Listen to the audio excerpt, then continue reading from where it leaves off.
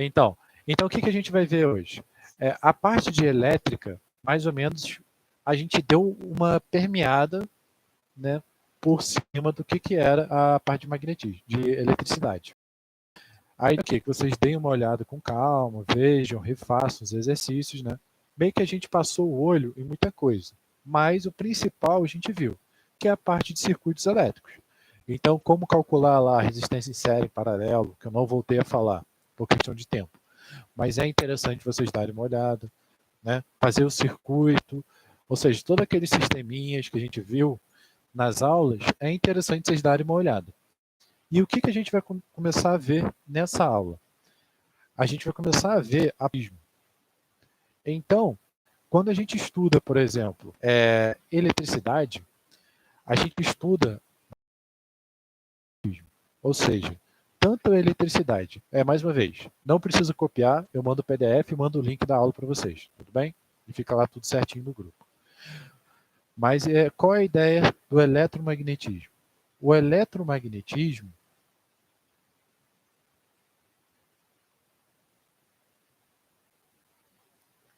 ele vai ser exatamente o quê? Ele vai ser um efeito provocado pelos elétrons, ou seja, tanto o magnetismo quanto a eletricidade são efeitos do elétron.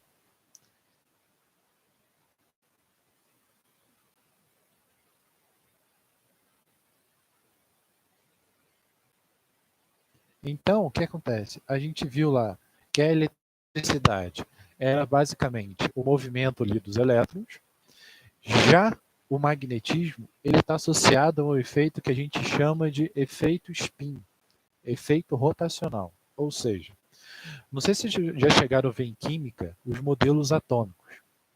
E existe um modelo atômico chamado modelo de Rutherford, ou modelo de Bohr, que é um dos modelos mais recentes que a gente tem.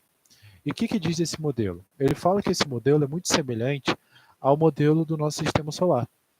Ou seja, no nosso modelo do sistema solar, nós temos o quê? Nós temos que o elétron ele fica orbitando o nosso núcleo, que seria o nosso Sol. Então, vou até escrever aqui para poder ficar anotado. Então, no modelo atômico, nós temos ali o Sol, que ele está no centro, e temos os elétrons que estão girando ali em torno.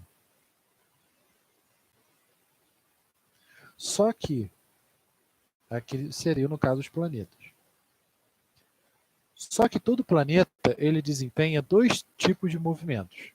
Ou seja, o movimento de translação e o movimento de rotação. No movimento de translação, ele vai girar em torno do Sol. E esse movimento, que é o que faz ele percorre, é o que vai gerar a eletricidade.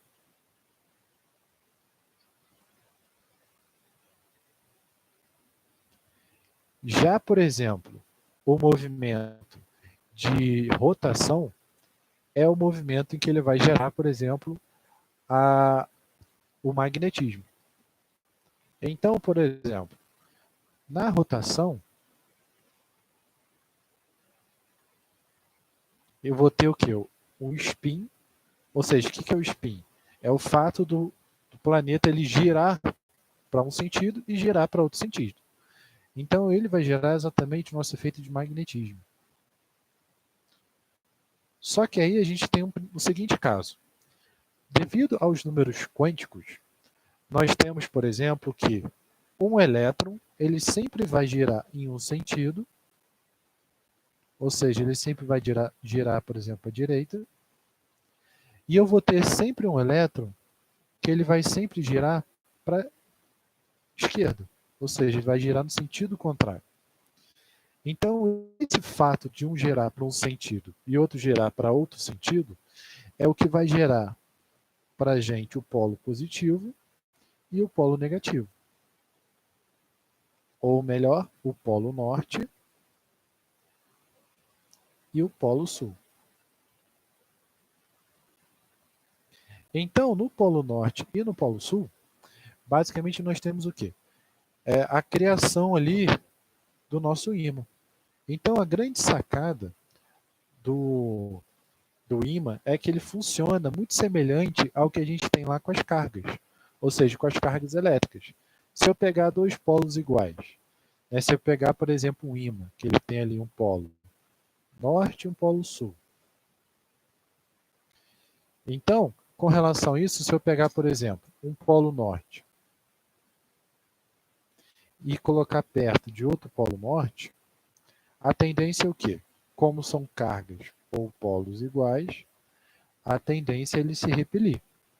Então, o efeito que esse ímã vai ter é muito semelhante ao efeito, por exemplo, que a gente tem com as cargas. Ou seja, se eu pegar polos diferentes,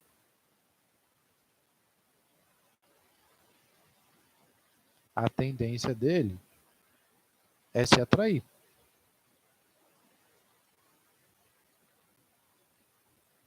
Opa.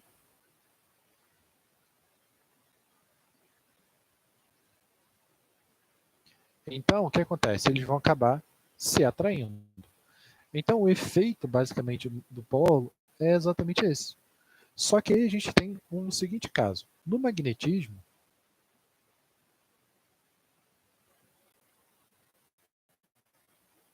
eu sempre vou ter um dipolo.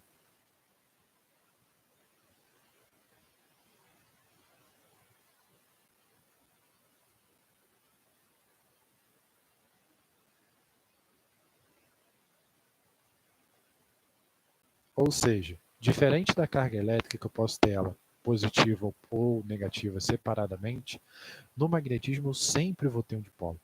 Então, por exemplo, se eu tenho um ímã e eu pego, por exemplo, esse ímã e quebro ele no meio, o que vai acontecer? Se eu pego, por exemplo, um ímã, que é um polo norte, e um polo sul,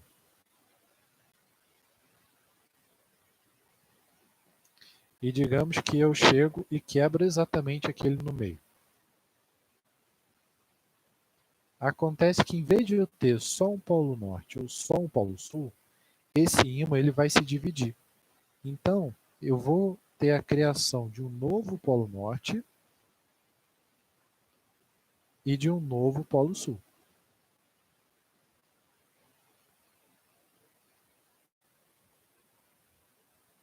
Tudo bem? Então, o ímã ele vai funcionar exatamente dessa forma. Tanto que, por exemplo, quando a gente quebra, digamos, ímã de caixa de som, né? Geralmente é um ímã bem pequenininho, ou não é tão potente, mas é um ímã relativamente considerável. Então, se eu quebrar ele no meio, geralmente eu não consigo conectar com na mesma peça, ou seja, na mesma posição.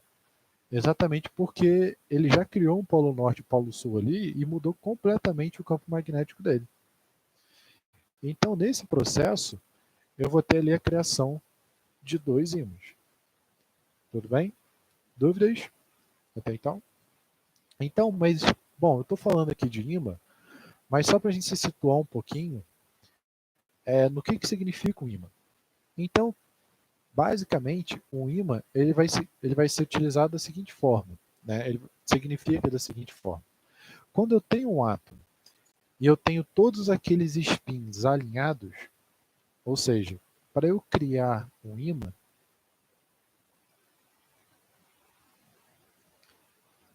eu preciso de todos aqueles spins, que é exatamente o que a gente viu aqui na folha de trás, que é essa rotação, eu preciso que todos os elétrons fiquem orbitando para o mesmo lado. Então, isso eu vou criar um ímã que ele é instável, ou seja, ele vai querer de alguma forma se orientar. Então, basicamente, eu vou ter lá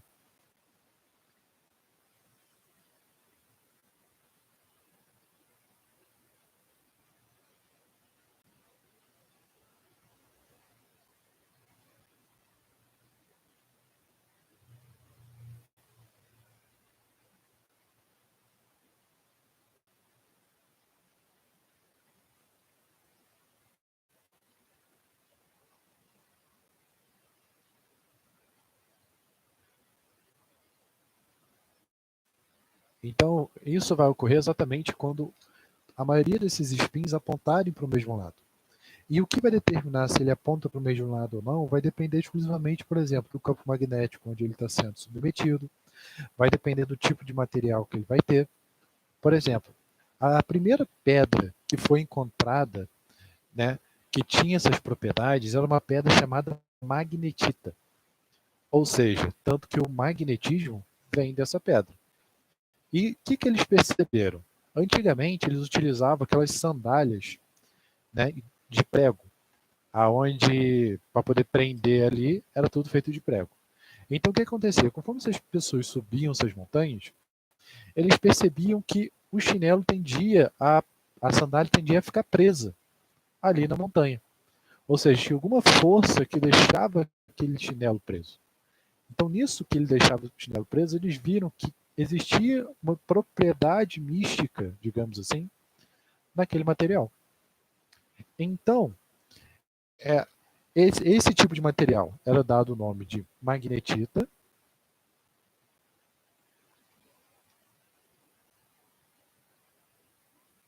que tanto se originou o magnetismo.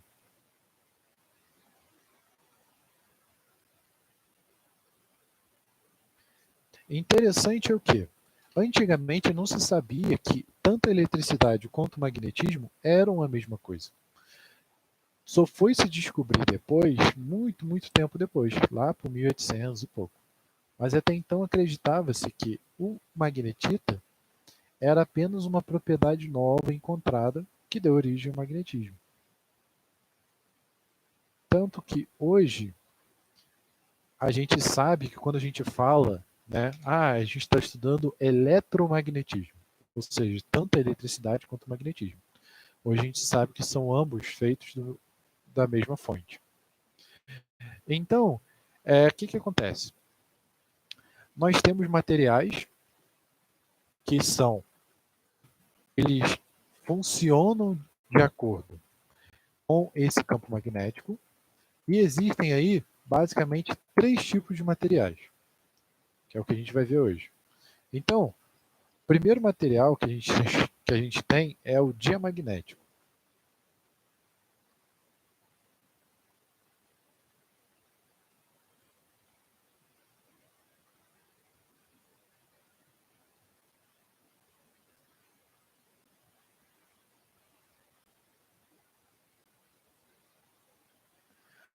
O diamagnético, o que acontece? São materiais que eles são afetados pelo magnetismo, entretanto, eles são afetados de forma muito fraca. E eles tendem basicamente a interpor, ou seja, contrapor o magnetismo. Ou seja, o material diamagnético, ele vai de alguma forma criar um campo magnético para tentar anular o campo magnético existente. Então, ou seja, o diamagnético são geralmente materiais que são repelidos pelo campo magnético. Deixa eu botar aqui.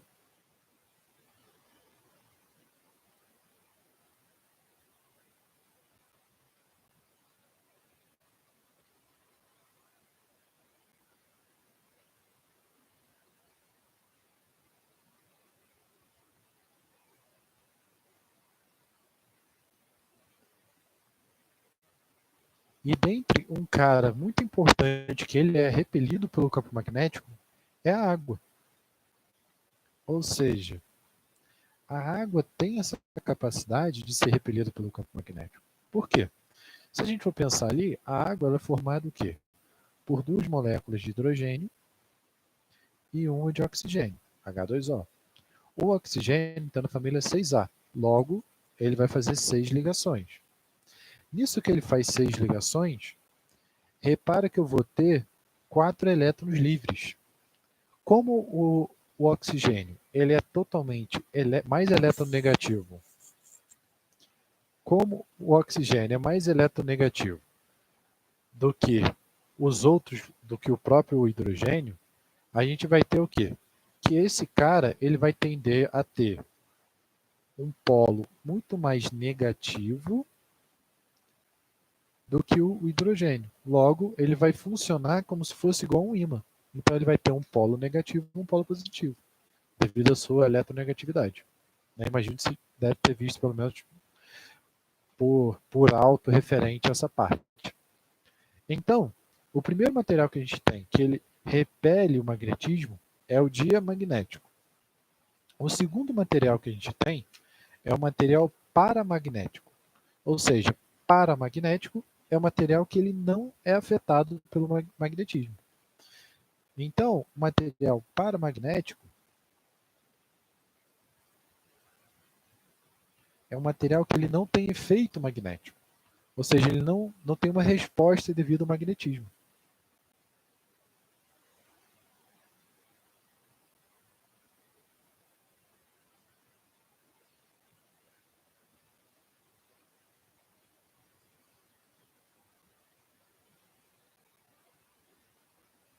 Um exemplo bem claro é o alumínio. Né? Não sei se já tentaram pegar um ímã, aí você chega ali perto do clipe, você vê que ele agarra. Mas aí quando você chega perto de algum metal, você vê que aquele metal não prende. Né? Geralmente costuma ser maçaneta. Se chegar numa maçaneta, dependendo, você vai ver que o ímã não agarra na maçaneta. Né? Parece que não tem efeito nenhum. Exatamente porque esse material ele é paramagnético, ou seja, não sofre esse efeito. Tem como eu tornar o alumínio magnetizável? Claro que tem, mas eu tenho que introduzir sobre ele um campo magnético que é muito, tão grande, que não vale a pena. Né? Tanto que existem alguns processos químicos, por exemplo, para você poder construir alumínio, você tem que pegar uma rocha especial. Essa rocha especial é a alutita, deixa eu ver o nome aqui,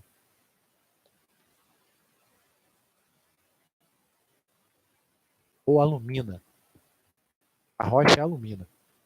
Nisso que você pega a alumina, você introduz sobre ela um campo magnético muito grande e eletricidade, que nesse processo, através de campo elétrico, eletricidade e magnetismo, você consegue separar o alumínio. Ou seja, você tem ali o óxido de alumínio, que é alumina, e você consegue, através desse processo, você separa o alumínio do material. E ele é um processo muito mais barato do que os processos antigamente que eram utilizados. O outro tipo de material que a gente tem é o material ferromagnético.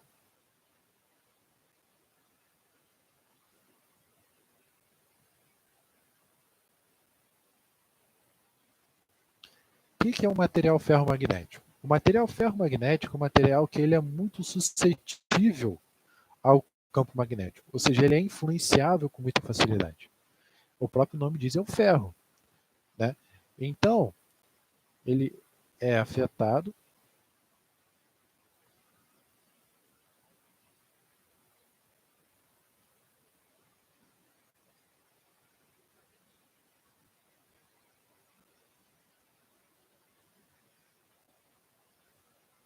Tanto que, por exemplo, se a gente pega um clips e coloca ele colado assim no ímã, ele vai ficar magnetizado.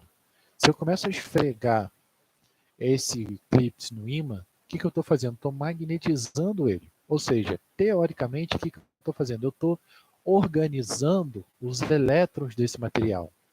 Né?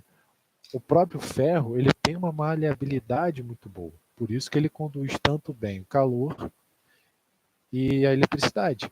Né? O calor é exatamente o movimento dos elétrons. Né? Para um material poder conduzir calor, conduzir a temperatura, ele tem que ser ou por movimento dos elétrons ou por vibração desse material. Então, para o metal fazer isso, significa que os elétrons têm uma boa movimentação, através, visto que no próprio ferro a gente tem ali uma ligação metálica.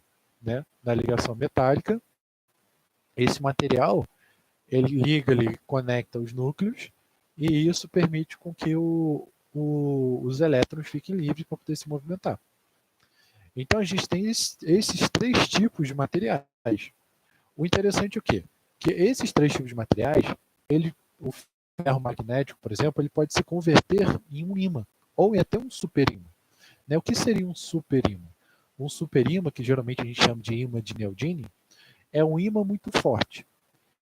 Ou seja, é um ímã que ele tem a capacidade de magnetização muito elevada. A gente vai ver um pouquinho mais para frente esse termo de capacidade de magnetização. Mas a ideia é o quê? Quando você pega esse material e você submete ele a um campo magnético, você está orientando os elétrons. Né? Se a gente fizer isso com clips, a gente vai tornar o clips ele magnetizável. Só que depois de um tempo ele volta ao normal. Ele volta exatamente ao normal, por quê? Porque ele volta à estrutura de origem dele. Ou seja, ele, por ter aquela estrutura rígida, ele não consegue se modificar totalmente. Mas se eu pegar, por exemplo, o material e aquecer ele, e nesse processo de aquecimento eu submeter um campo magnético muito grande, eu vou conseguir gerar um ímã. Só que aí tem um grande porém. Quando eu crio um ímã, eu estou fazendo o quê? Eu estou fazendo uma polarização dos elétrons, ou seja, eu estou pegando toda a estrutura desse material e eu estou orientando ele. Só que aí a gente tem um processo no estudo da matéria que quando eu torno esse material organizado, basicamente esse material ele vai se tornar muito rígido, porém quebradiço. Ou seja, ele vai ter tendências a se quebrar com facilidade. Não sei se vocês já pegaram, por exemplo, um ímã e deixou ele cair no chão. Né? Ele cria vários pedacinhos, várias lasquinhas. Exatamente por causa disso, porque como toda a estrutura dele foi orientada para uma direção, isso acabou fazendo o quê? Acabou fazendo com que a propriedade física dele, que seja lá a rigidez, modo de elasticidade, ou seja, a estrutura física dele, se tornasse frágil. Então, embora você crie um ímã super forte, esse ímã se torna muito frágil. Né? Então, aí você tem alguns pontos e contrapontos na hora de você criar um ímã. Ou seja, tudo que a gente cria, né, nenhum dos materiais é perfeito. Sempre tem um lado bom e um lado ruim. Tudo depende de como você vai utilizar ele. Mas vamos lá, continuando. Então, suponha lá que eu tenha um ímã, e a ideia é o quê? Se eu tiver, por exemplo, um material que ele seja lá imantado, normalmente. E se eu for pegar um outro ímã que ele pode se movimentar? A tendência é o quê? Eles vão tender a se orientar naturalmente. Em outras palavras, imagina que eu tenho um ímã gigante e eu pego vários ímãs pequenininhos e solto aqui ao redor. Como que ficaria basicamente essa organização? Eu vou ter ali um material que ele vai ter mais ou menos essa estrutura,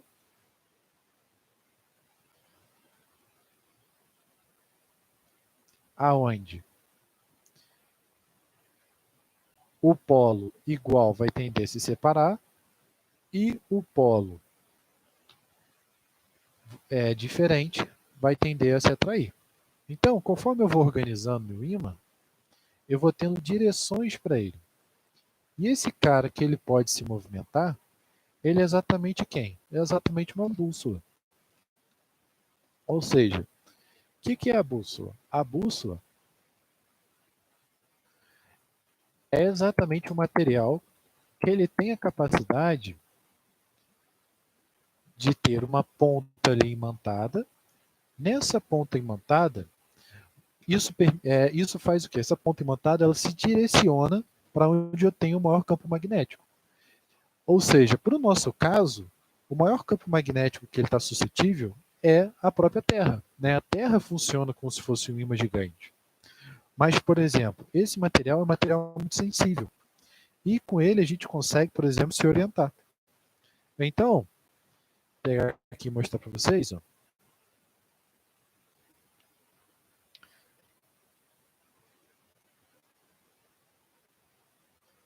Aqui. Eu tenho exatamente aqui ó, uma bússola. Se vocês repararem, essa é uma bússola utilizada, por exemplo, para navegação. Ou seja, você pode utilizar, por exemplo, quando você está perdido numa trilha ou algo parecido.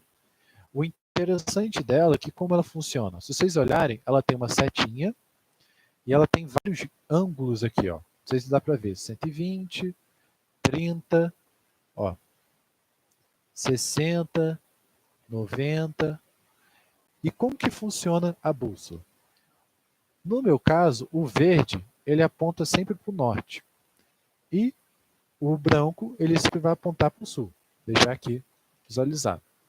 Ou seja, por mais que eu tente rotacionar, ela sempre vai ter uma direção para o mesmo lado. Por mais que eu tente, ela sempre se organiza para o mesmo lado. Exatamente porque é o lugar onde tem o maior campo magnético. Ó. Então, o que vai acontecer? Para que serve exatamente esses ângulos aqui? Ó? Eles servem como ponto de guia. Ou seja, quando a gente faz, por exemplo, um mapa de trilhagem ou algo do tipo, né, quando a pessoa está perdida, ela utiliza esse cara como guia. Então, por exemplo, digamos que eu tenho que caminhar. Uma forma simples de eu fazer isso seria como? Eu posso simplesmente conectar, ó, não sei se repararam, mas aqui na minha bússola tem o desenhozinho do norte e do sul. O que eu faço? Eu alinho com o norte e com o sul, para onde ela está indo, e a partir daí eu consigo ter um parâmetro da angulação. Ou seja, digamos, já deve ter visto isso em vários episódios de Tesouro, né, que o cara deixa o tesouro perdido. Geralmente tem uns negócios em pirata, algo do tipo. Né? Então, por exemplo, digamos que eu quero saber a posição, ó, dessa bolinha. Para eu saber essa posição dessa bolinha, eu posso dizer que ela vai estar, sei lá, 2, 3 passos a 120 graus ao norte. Ou seja, o norte está para cá. Olhando por aqui, eu sei que ó, aqui é 30, 60, 90, 120 graus. Então eu saberia que essa bolinha ela está a 120 graus ao norte. Então, essa angulação aqui, ela serve para a pessoa se orientar. Ou seja, embora ela aponte só para o norte, só para o sul, ela permite que a pessoa se oriente e saiba exatamente para onde está indo. Vocês conseguiram entender? Dá um feedback aí, gente, porque só eu estou falando sozinho.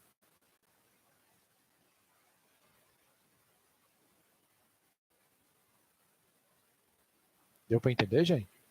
Oi, pode falar. Vocês estão vivos? Show. Então vamos lá. Mais alguém? Qualquer coisa que não entende, é só falar, tá? Então vamos lá. O que a gente tem? Como eu falei, a bússola ela sempre vai se orientar para o norte. Ou seja, ela sempre vai se orientar para essa direção. Então, o que eu posso considerar? Que o próprio planeta Terra, ele funciona como se fosse um imã gigante. Então, a gente vai ter o seguinte caso.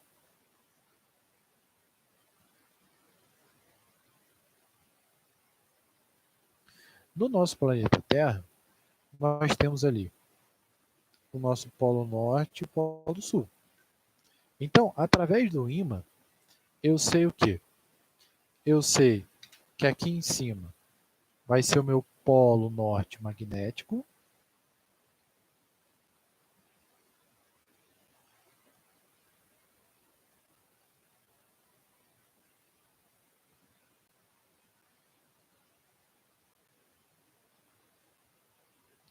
E eu sei que aqui embaixo é o meu polo sul magnético.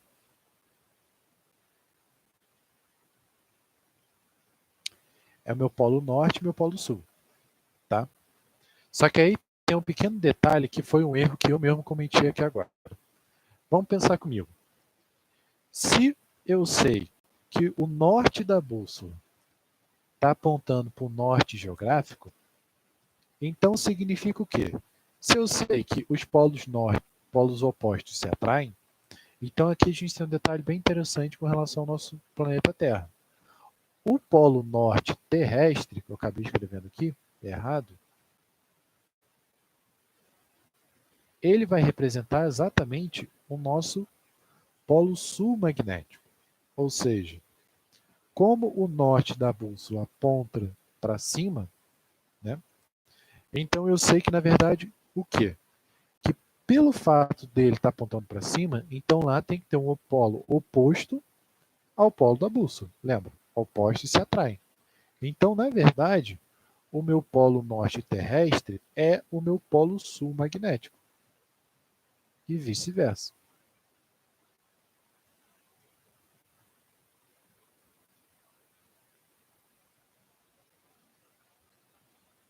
Conseguiram entender isso?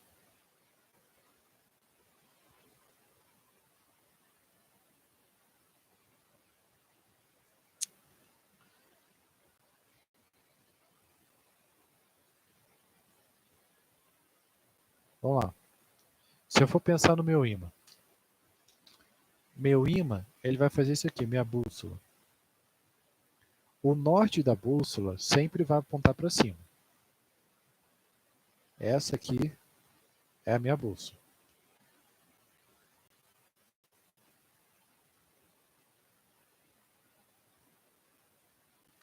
Se ele aponta para cima, o que eu sei sobre ímã? Que polos iguais se repelem e polos diferentes se atraem, certo? Então, o que vai acontecer? Por ele estar apontando para cima, significa que na Terra, na verdade, esse polo aqui em cima é o polo sul. E lá embaixo eu vou ter exatamente o meu polo norte. Essa é a relação que eu vou ter, ou seja, o polo norte terrestre é exatamente o nosso polo sul magnético. E o outro, vice-versa. Conseguiram entender? Melhorou?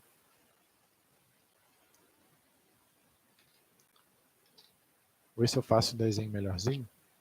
Esse aqui está bem ruinzinho. Mas deu para entender? Aí eu vou fazer ele mais desenhado, mais detalhado.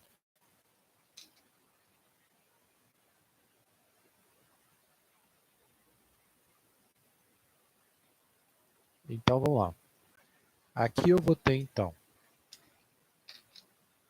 ó, o hemisfério.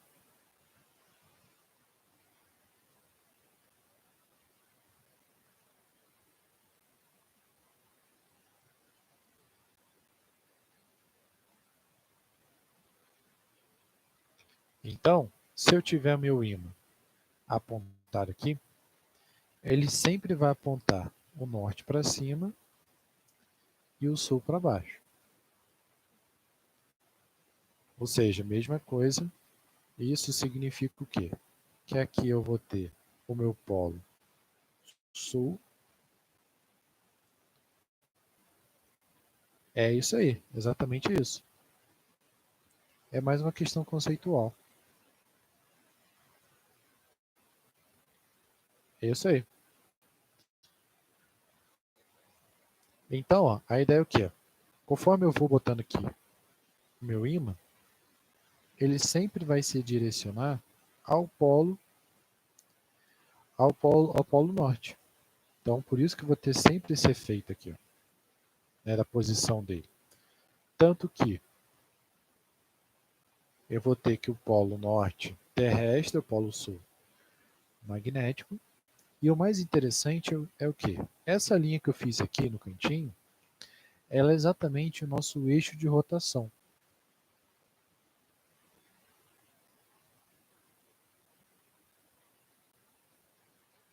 Acontece o quê? A Terra ela não gira reto, né? Ou seja, ela não vai girar totalmente assim reto, igual o meu lápis. Ela vai girar um pouquinho torta. Nisso que ela gira um pouco torta, isso faz com que o campo magnético dela mude. Tanto que, por exemplo, aqui em cima, a gente tem o efeito, na verdade, do magnetismo da bússola meio que se perde. Por quê? Porque ela não aponta em uma única direção, ela aponta em uma região, ela está sempre mudando. Então, na Terra, a gente vai ter exatamente esse efeito. E qual a importância desse efeito? Porque sempre quando eu tenho um ímã, eu vou ter o que eu chamo de linhas de força.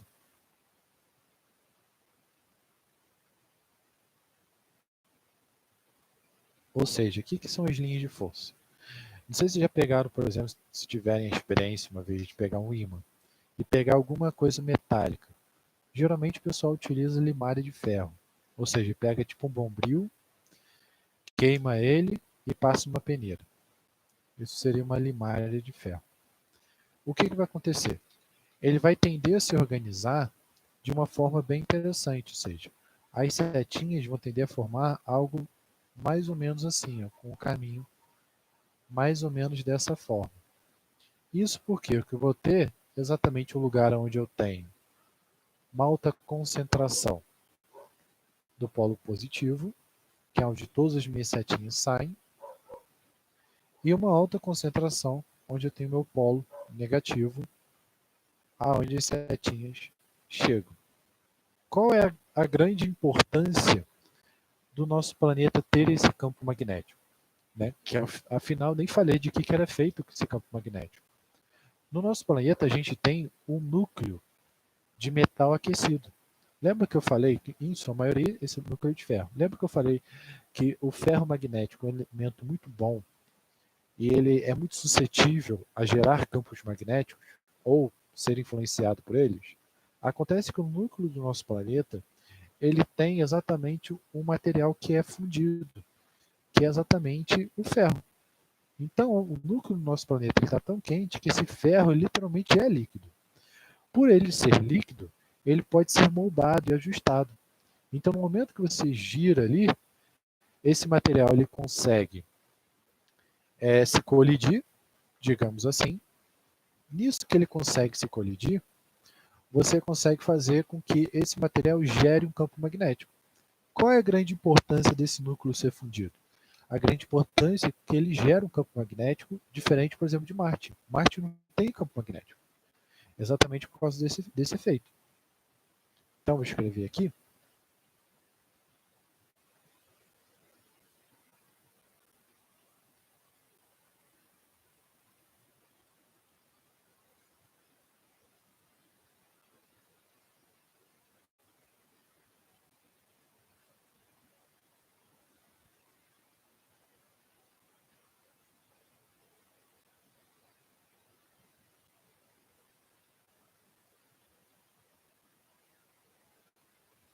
Então, o que a gente tem? A grande importância desse planeta, do nosso planeta, ele gerar esse campo magnético, é porque o próprio campo magnético ele funciona como se fosse uma proteção. Ou seja, vocês já tentaram pegar um ímã e tentar encaixar um polo negativo com um polo negativo, ou um polo positivo com um polo positivo. Quando os dois estão se repelindo, ele não consegue ajustar aquilo de forma nenhuma. A mesma coisa vai acontecer com o nosso planeta. Então, por exemplo, se eu tenho lá o meu planeta Terra, e eu tenho lá o meu polo sul e o meu polo norte, a tendência é o quê? Em um ímã normal, ele vai ter maior intensidade onde? Exatamente nos polos dele. Então, por ele criar toda essa redoma aqui, isso vai fazer o quê? Vai fazer com que todo efeito, qualquer coisa do espaço que vem até ele, por exemplo, meu planeta está gerando campo magnético. Digamos que eu tenha ali um meteoro que ele venha de encontro à Terra. Acontece o quê? Se esse meteoro ele tiver algum componente metálico, que em sua maioria sempre tem, ele vai ser o quê? Vai ser literalmente repelido por algum dos polos. Ou ele vai tender a ser atraído por algum dos polos. Então ele vai fazer exatamente isso aqui, ó. Em vez de ele tentar colidir com a Terra, o campo magnético vai tentar atrair ele para algum dos polos, ou para o polo positivo, ou para o polo negativo. Então, o campo magnético ele literalmente protege a Terra nesse processo. E aí, quando esse cara chega aqui no Polo Sul, né? Porque se a gente for pensar, ele vai desviar a rota. Nisso que ele desvia a rota, ele vai embora, certo? Mas pode ocorrer desse cara aqui, ó, ficar aqui e dar uma volta. Nisso que ele fica aqui, ele vai chegar numa região onde o campo magnético é muito intenso. Ou seja,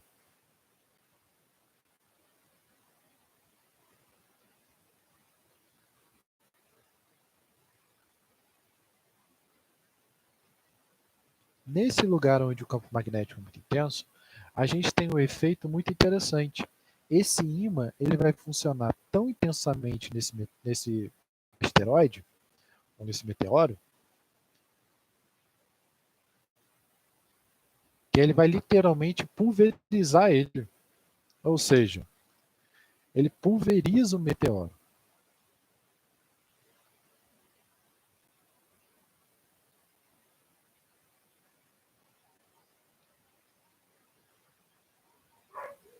Nisso que ele pulveriza, ele vira pó, e, em outras palavras, ele queima. E acontece o quê? Quando você pega o material e queima ele, geralmente ele tem uma cor diferente. Ou seja, se vocês pegarem, por exemplo, um plástico e queimar ele, vocês vão ver uma cor verde. Se vocês pegarem, por exemplo, sódio e queimar, eles vão ter uma cor vermelha.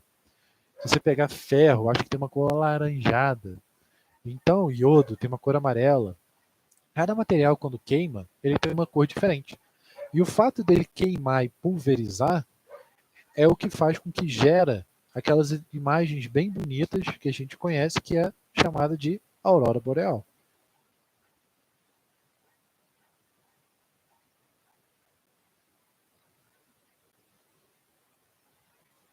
Então, a própria aurora boreal ela é feita assim, exatamente porque o meteoro ele entra na nossa atmosfera, o campo magnético é tão intenso que pulveriza ele. A própria atmosfera também vai fazer esse efeito, mas em contrapartida vai ser na sua maioria devido ao campo magnético, que vai fazer esse efeito que, por ser muito grande, né, dura-se aí semanas, meses, acho que não dura meses não, mas pelo menos acho que uma semana deve durar, ou pelo menos um bom tempo. Alguma dúvida até então?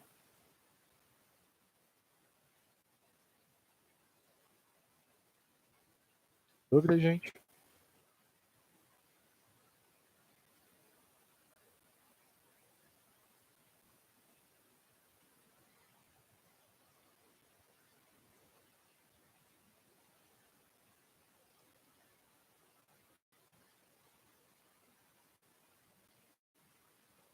Não? Tranquilo?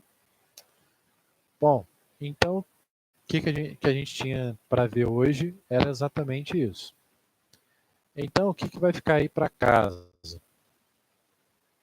Para casa, como vocês devem ter visto, né, essa parte é uma parte bem introdutória, a parte de eletromagnetismo. Por quê? O que eu costumo dizer? No eletromagnetismo, o eletromagnetismo em si, ele é a parte da física mais difícil de todas. Até que a mecânica, até que a própria Terra. Por ela ser a mais difícil de todas, ela se torna mais fácil para a gente. Por quê? Simplesmente pelo fato de que todos os modelos que a gente já vai ver já vão ser modelos prontos. Ou seja, é o modelo que acontece naquela situação, o modelo que acontece na outra situação. Então já são modelinhos prontos para a gente, o que já facilita bastante. Então, para casa aí, a gente tem ali ó, o número 844, né? Só vocês ir procurando lá na apostila, que ele é bem tranquilinho de achar porque não se repete os números. Tudo bem? Então a gente bota aí para uma semana 844, 849. Tudo bem, gente? Então essa fica aí a atividade como sendo para essa semana. Lembrando de mandar atividade, mandar lá no grupo do Google Classroom, certo? Porque é o parâmetro que eu tenho para mandar para vocês. Certo, gente? Então, alguma dúvida então, antes da gente terminar? Algo que queiram perguntar? Ou se quiser, a gente já pode